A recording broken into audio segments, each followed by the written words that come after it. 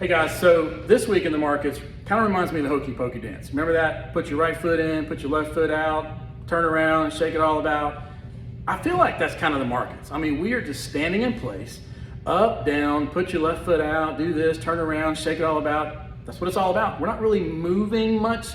I mean, the rates have been moving and inching up a little bit, and it's been volatile at certain days. This week actually hasn't been that crazy in the volatility area, which is certainly nice to see, but we're inching up a little bit over time. And the reality is, I believe the markets are just scared.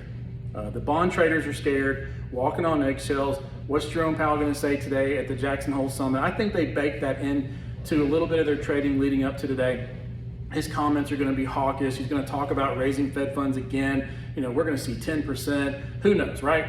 Well, luckily today, his comments were hawkish, but not that bad. Not as bad as it's been in the past. He did leave room to raise some of the Fed funds. However, his focus really is that PCE report. And we've talked about that report before, the personal consumption expenditure, and he's focused on that number, that inflation number being at 2%. Now, right now it's around 4.3% if you look at the core number. And if you really peel back that report and you see a big portion of that is shelter costs. And the shelter costs, if you factor or analyze the lag effect to it, the real forward number is about 3.3%. Now, the media is not talking about that. They're talking about where it is today. But if you do the calculations and kind of look at it forward, we are trending to that 2%. So I really feel like the feds are recognizing that. I hope they are. And so hopefully in weeks going forward, and there's no way to know where rates are going to be at in the next 5-10 days. You know, I believe we've got to really protect against the upside. If we get a contract, if you get somebody that's in the market and they're really getting close to accepting offers, we really need to know about that real fast. And we probably need to lock these rates just in case. Two things I'm looking at next week very closely. Number one, we're in a wide trading range in the bond market. And what that's causing is, I'll be honest, it can be scary. If we go in the wrong direction, you know, rates are going to get to 8.5. And I'm not trying to, to push that as fear, but I'm just saying as a caution, we have to be careful. So if we get some contracts in the near future, we need to lock rates. We need to protect the upside. However, if we can get that trading, the bonds, the mortgage-backed securities starts trending back to the 25, 50-day moving average, we could see rates start being more favorable back in the low 7s, upper 6s, maybe even better than that. Perhaps we'll get a peak at upper 5s. Okay, so we got to be really watching that really closely. Next week, the next couple of weeks are going to be pretty crucial. The second thing I'm watching is on Friday, the jobs report. Big time jobs report next Friday. Why is it so big? Honestly, because we've been doing the Hokey Pokey. That's what it's all about, and we need some positive momentum.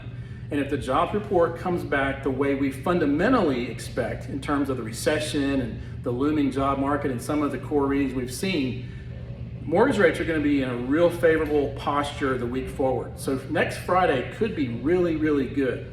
However, we do know how headlines come out, how we are in a political cycle, an election cycle. So we got to be really careful. And so just be wise. We're going to be wise about that, but we're going to be watching that really, really closely. So we're going to be really careful with locking rates, but we're not going to give, throw the baby out with the bathwater either. I think I want to float if we can. So bottom line, I'm going to be watching it really closely. Other side of that is a lot of fear out there. I talked to somebody yesterday. She was convinced that she would never qualify. A real estate agent, friend of mine, sent her my way, said, look, it's taken me 6 months to even think about talking to you guys. I've got this, I got that, I got no way I'm gonna qualify, but my rent's coming to where I gotta renew it, and I don't wanna rent if I can. Bottom line is, we not only qualified her, she qualifies for way more than she expected.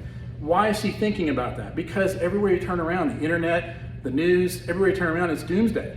And so I think that was just entering into her head. And so we've got to really be positive. Let's not shy away the fact that rates are high.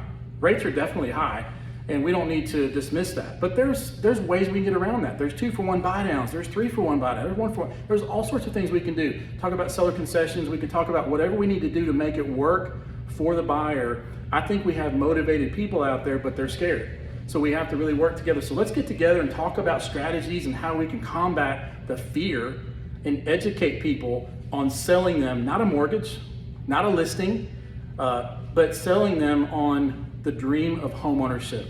That's what's exciting about our business, and I hope to see more of that in weeks to come. You guys have a great weekend.